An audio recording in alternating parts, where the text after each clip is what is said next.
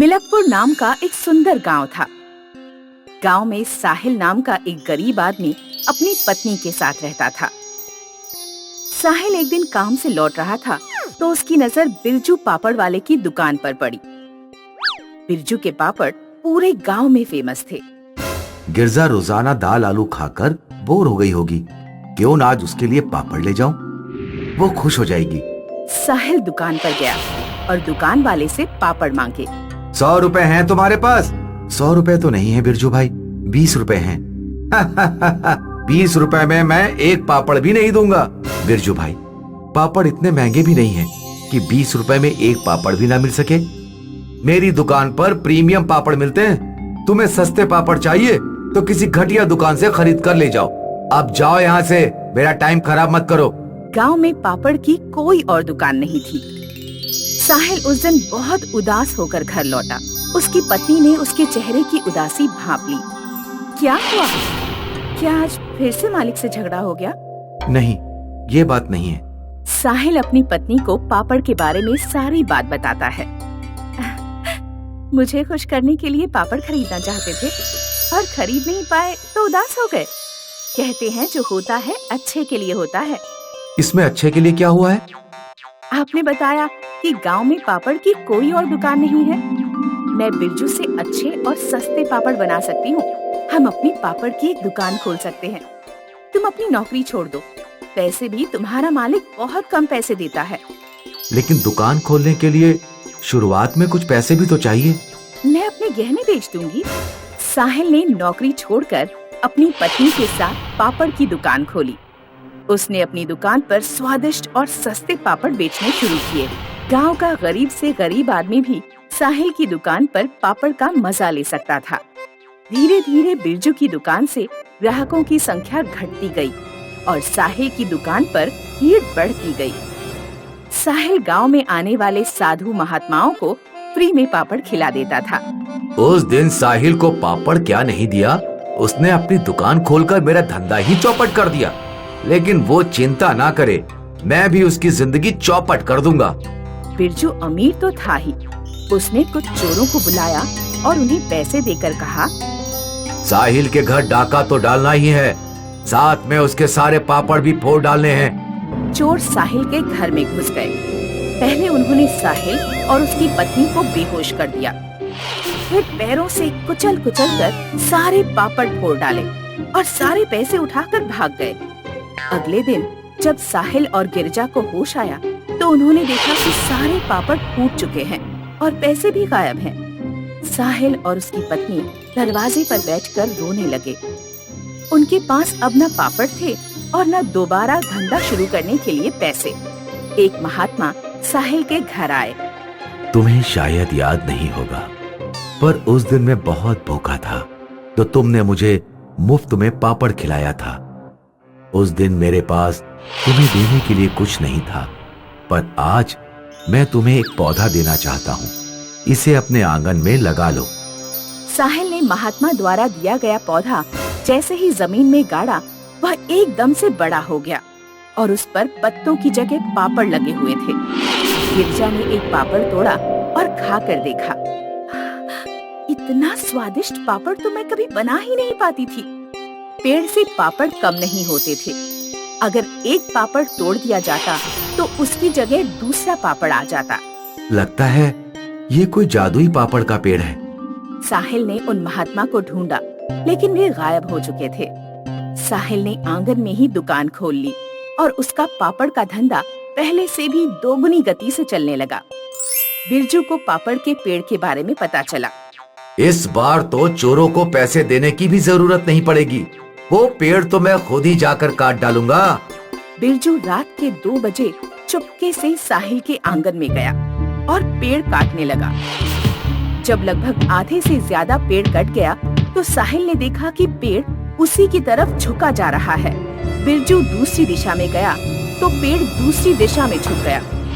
ये कैसा पेड़ है? जिधर मैं जा रहा हूँ उधर को ही झुका जा रहा है। 3 तक गिनती करूंगा, फिर इसे छोड़कर सीधे भाग लूंगा। 1, 2, 3। बिरजू बड़ी तेजी से भागा, लेकिन पेड़ सीधे उसके ही ऊपर गिरा। अरे मर गया रे, कोई बचाओ, मैं पेड़ के नीचे दब गया, कोई बचाओ मुझे। बिरजू की आवाज सुनकर साहिल, उसकी पत्नी और गांव वाले इकट्ठे हो गए। वे समझ गए कि बिरजू ने पेड़ काटा और पेड़ उसी के ऊपर गिर गया। मुझे माफ कर दो साहिल, मैंने तुम्हारा पेड़ काटा, तुम्हारे घर डाका भी डलवाया, मुझे माफ कर दो। गांव वालों, मैं फिर कभी ऐसा नहीं करूंगा। गांव वालों, मुझे इस पेड़ से बाहर निकाल दो। हम तुम्हें एक ही शर्त पर पेड़ के नीचे से निकालेंगे कि तुम ये गांव छोड़कर चले जाओगे। गांव वालों ने जैसे ही बिरजू को पेड़ के नीचे से निकाला, पेड़ अपने आप ही दोबारा खड़ा हो गया। बिरजू गांव छोड़कर चला गया और साहिल खुशी खुशी अपनी पत्नी के साथ रहने लगा। एक गांव में सोनम नाम की एक लड़की अस्पताल के बाहर छोले बेचा करती थी।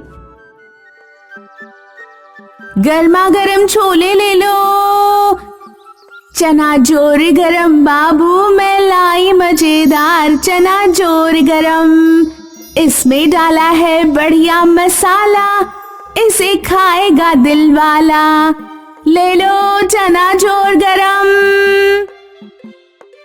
सोनम के छोले खूब बिका करते थे। अस्पताल के मरीज जब ठीक होकर बाहर आते तो वे एक बार सोनम के छोले जरूर खाते। अस्पताल के बाहर पिंकी नाम की एक पापड़ बेचने वाली भी आती थी। पिंकी के पापड़ कम बिका करते थे, इसलिए वह सोनम से बहुत चिढ़ती थी। गर्मा गर्म छोले, सड़े बुरे छोले, पता नहीं कितने दिन पुराने बासी छोले उठा लाती है ये सोनम सड़ेलिया। मेरे छोले तेरे गंदे सड़े पापड़ों से तो अच्छे ही हैं। सच बता, कितने दिनों से नहाई नहीं है? सोनम शाम को घर लौटकर अपनी बूढ़ी बीमार माँ की सेवा किया करती थी और उसे दिन भर की बातें भी सुनाती। अम्मा, आज एक अमीर ग्राहक ने मुझे 100 रुपए की टिप दी। ये क्या होता है? जब कोई खुश होकर कुछ एक्स्ट्रा पैसे देता है तो उसे ही टिप कहते हैं। बेटी, तू अपनी शादी के लिए कोई लड़का ढूंढ ले। मैं तो कहीं उठकर जा भी नहीं सकती। पहले तुम पूरी तरह स्वस्थ तो हो जाओ, तब मैं अपनी शादी कर लूंगी। सोनम की माँ का स्वास्थ्य दिन पर दिन बिगड़ता गया। एक दिन उसे अपनी माँ को लेकर अस्पताल जाना पड़ा। पिंकी यह देखकर बहुत खुश हुई। सोनम की अम्मा अस्पताल में है, वो अब छोले बेचने नहीं आ पाएगी। तब तक मैं छोले का धंधा जमा लेती हूँ, ऐसा बढ़िया मौका फिर नहीं मिलेगा। पिंकी ने पापड़ बेचना छोड़ दिया और छोले बेचने लगी।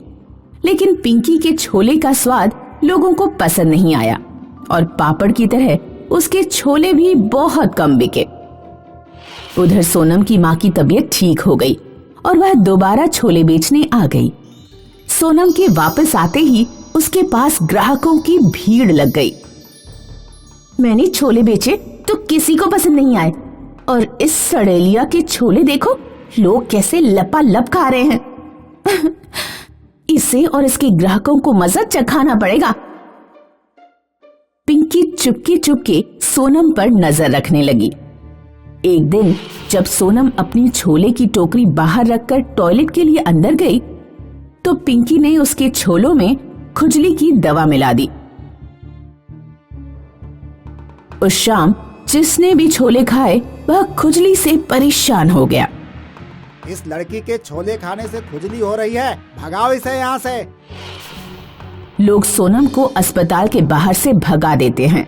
पिंकी यह सब देखकर बहुत खुश होती है। अब आया ना मजा। सोनम वीरपुर जाने वाली सड़क किनारे बैठकर रोने लगी। अब मैं अपनी माँ का इलाज कैसे कराऊंगी? सोनम के पास एक बुढ़िया खाना मांगने आई। बेटी, अपनी टोकरी से कुछ छोले मुझे दे दो, बहुत भूख लगी है। अम्मा, ये छोले मत खाओ, इनमें किसी ने कुछ मिला दिया है।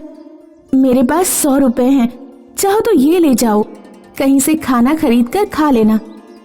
सोनम ने बूढ़ी औरत को अपना 100 का नोट दे दिया। बूढ़ी औरत ने छोलों के ऊपर अपना हाथ किया, कुछ प्रकाश हुआ, फिर वह बूढ़ी औरत चली गई। सोनम खुजली वाले छोले लेकर घर पहुंची। उसने सारी बात अपनी माँ को बताई। ला, एक चम्मच छोले मैं खाकर देखती हूँ, पता लग जाएगा कि इससे खुजली हो रही है या नहीं। माँ ने एक चम्मच छोले खाए। छोले खाते ही सोनम की माँ एकदम स्वस्थ हो गई। बेटी, मैं बहुत अच्छा महसूस कर रही हूँ और मुझे कहीं खुजली भी नहीं हो रही है। लगता है तुम्हें जरूर कोई गलतफहमी हो गई होगी। तुम इन्हीं छोलों को कल दोबारा बेचने जाना।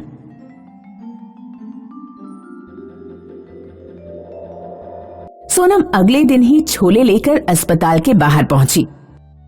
अस्पताल के बाहर ये बात फैल गई कि एक लड़की जादुई छोले बेच रही है, जिसके छोले खाने से कोई भी बीमारी ठीक हो जा रही है। सोनम के पास रोगियों की भीड़ उमड़ने लगी। लोगों ने उसे 2 गुने 3 गुने पैसे दिए और छोले खाए और सभी स्वस्थ होकर अपने घर लौट गए। पिंकी को भी यह बात पता लगी। जादुई छोले? ये क्या पागलपन है, जरा मैं भी तो खाकर देखूं। पिंकी ने भी सोनम के छोले खरीदे। जैसे ही उसने छोले खाए, उसे भयानक खुजली होने लगी। अरे अरे अम्मा, मर गई रे, ये क्या हो रहा है? हर जगह बहुत खुजली हो रही है। मर गई रे, मर गई।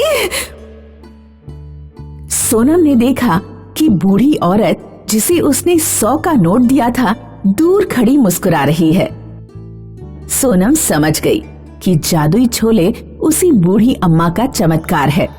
बूढ़ी औरत पिंकी के पास गई और उससे बोली, क्या अब भी तुम कभी दूसरों के सामान में कोई उल्टी सीधी चीज तो नहीं मिलाओगी? अगर तुम वादा करो तो मैं तुम्हारी खुजली ठीक कर दूं। हाँ हाँ हाँ, मेरी खुजली जल्दी से ठीक करो। मैं वादा करती हूँ, आगे से कोई शरारत नहीं करूंगी। औरत पिंकी को ठीक कर देती है और गायब हो जाती है।